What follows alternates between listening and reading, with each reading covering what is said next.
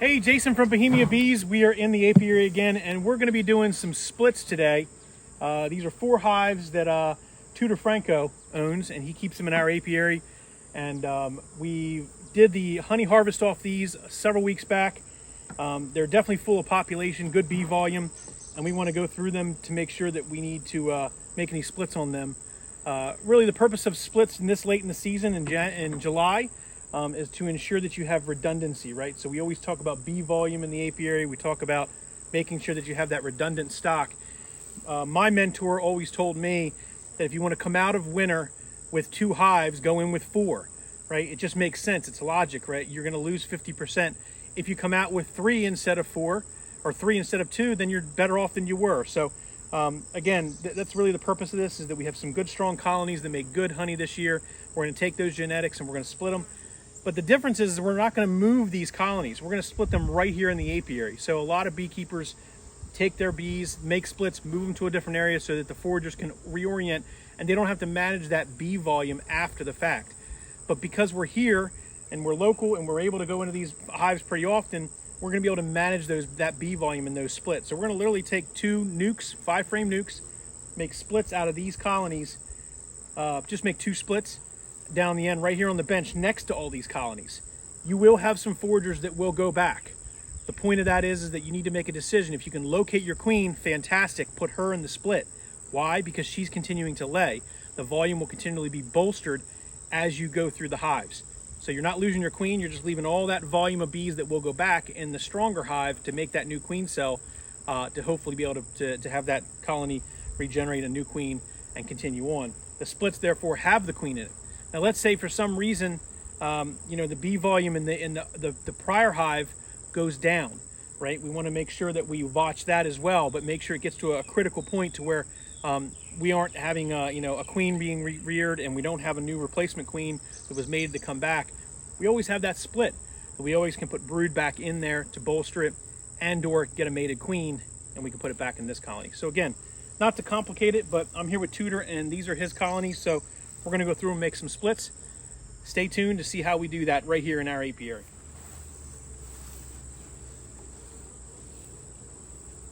All right, so the first thing we're going to naturally do is inspect the colony.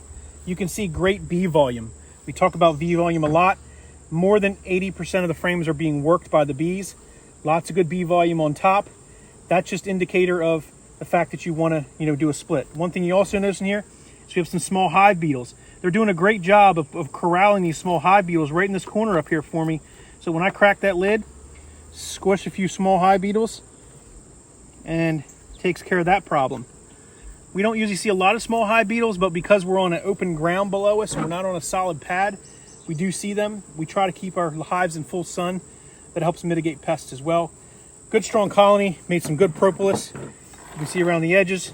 Just a great overall colony that we want to replicate. So let's take a look at if we can find the queen and make a split off this colony.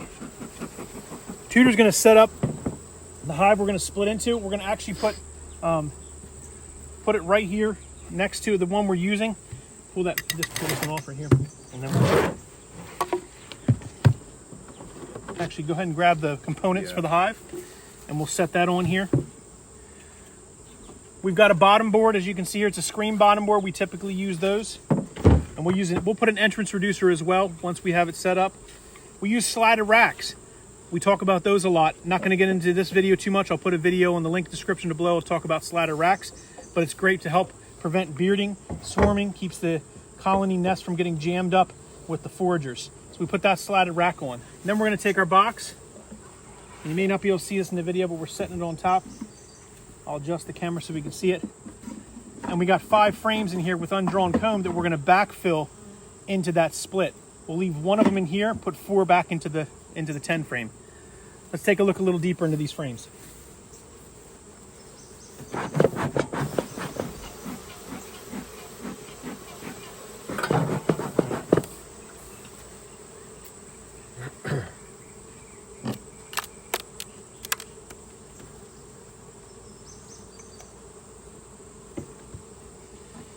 All right, as I remember before, when I inspect the hive, you always try to pull that end frame out first. It gives you room to maneuver, and it likely will be a good store frame for me to throw into that nuke. So Tears is going to pull 4 frames out of that nuke box.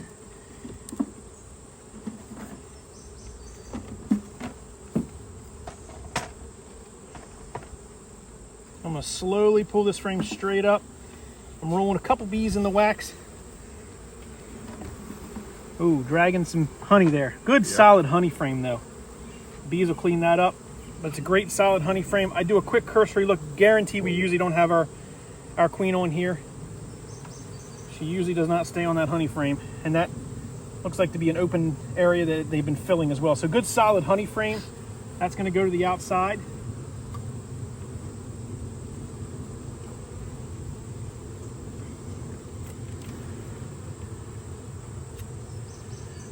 One of the things that newer beekeepers, even hobbyist beekeepers, worry about is a few dead bees. You squish some dead bees, naturally you're going to do that with a large volume of bees.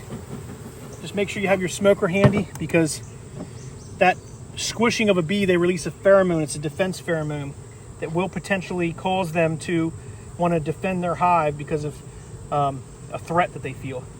Oh, wow. So this is the outside frame. You can see good solid frame of brood. Eggs. Beautiful. Beautiful frame. Right there. Now I'm going to put this one on the outside as well.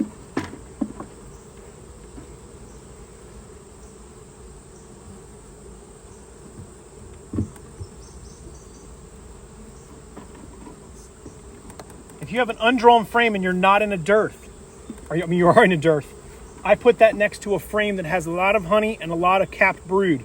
Why? Because the bees that are maintaining that capped brood are going to mature up and eventually get to that day 12 age when their wax glands start to become more prolific or become available, and they can help draw that frame out. So by nesting it between 2 frames of capped brood, they tend to draw out the undrowned foundation a little bit better. Just a little tip for those that are always wondering. Again, I'm looking for my queen if I possibly can.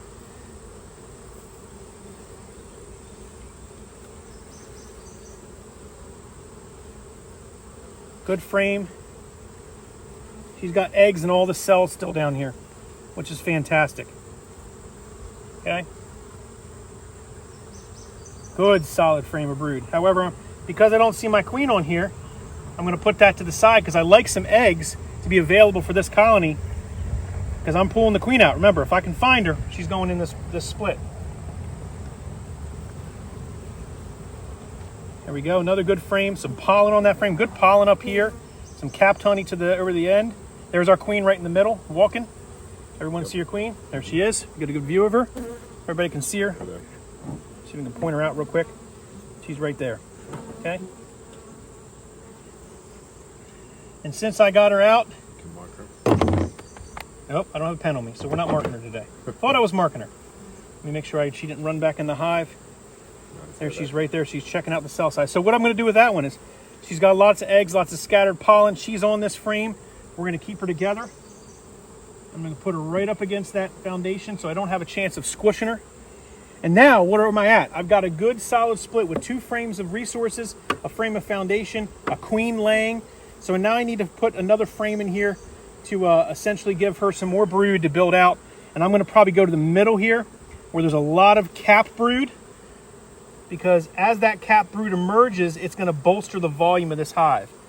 So in here we've got some capped brood on that side, some capped brood on that side. I'm going to go to the next one. Just my own preference. Really, that would have been a frame would have been fine.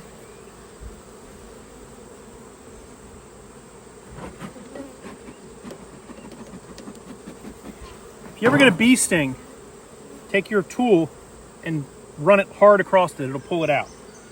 And put some smoke on it to kind of calm down the bees.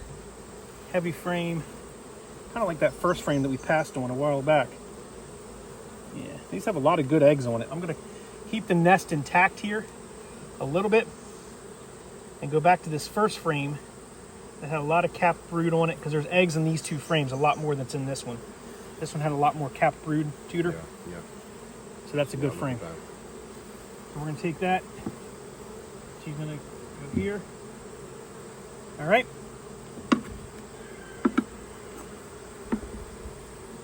Now we always do at the end, we always tighten and center our frames. It helps keep the bee respects the bee space and so forth. So let's take this split. We're going to slide it over on the bench over here. And then we're going to come back and close this hive up and rebuild this hive. I'm going to grab it from the front and the back, bottom, so I don't grab the bottom.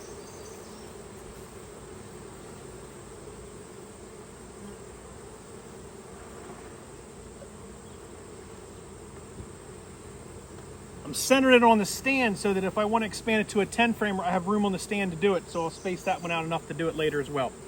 Now we've got a queenless colony. What are we going to do with this one? We've got to build it back.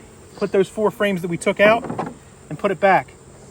We've got some brood, and I don't want to put brood all the way on the outside. So I'm going to encourage them to draw some comb on that one. So I'm going to move that to the end.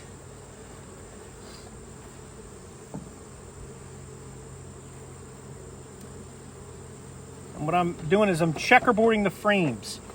And this basically allows the bees to draw out and pay attention to the undrawn frames to hopefully draw them out a little quicker.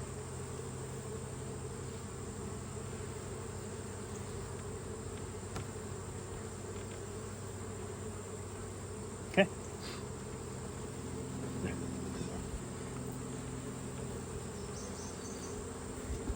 Okay, textbook split, there we go. That's how we're going to put together a split out of a hive.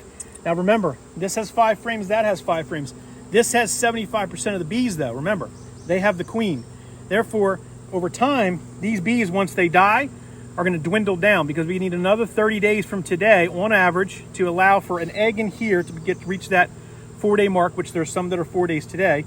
So by 24 hours, they'll realize they have a queenless colony and they're going to start to draw out queen cells. And that's good that they're going to do that. So we'll come back and check on this typically within probably 7 to 10 days, about a week. Make sure they've got queen cells drawn out and check on the bee volume, make sure they haven't dwindled too much. Other than that, that's pretty much it. We're in a dearth, so we may feed these bees, but they do have some good resources. And we do have some, still have some resources that are out. The clover's still out and such, so they should be still good for a while, but we may feed them just because they're queenless. And we don't have honey supers on. Well, that's typically how we do this. Let's wrap up this colony and we'll move on to the next one. We're gonna do a couple splits.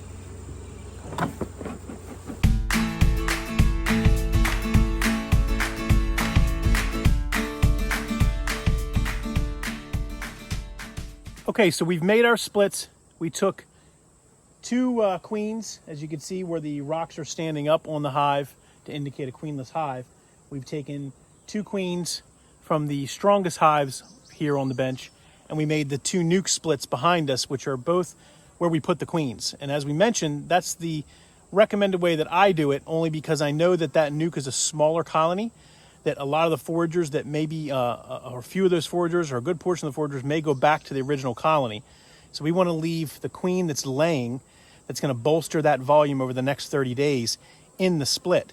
So those are queen right, these are queenless, the ones with the 2 rocks, this one and this one.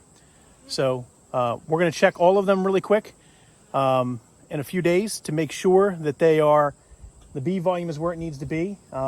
Give them usually 3 to 4 days, and then check your queenless splits for queen cells. So we'll see you in a few days, and we'll check on them and follow up and see what we find. Okay, we're back. It's a couple days later, about 5 days later, and we're going to take a look at these splits and the queenless colonies to make sure they're doing what we want them to do. All right, so we're going to start with the queenless, or the queen right colonies, the splits that we did. And the only thing I'm really looking for here is good bee volume. So making sure that they didn't abscond back or go back. And quickly I can see that I've got bees working the brood frames that we had in here. There's a brood frame here, brood frame here.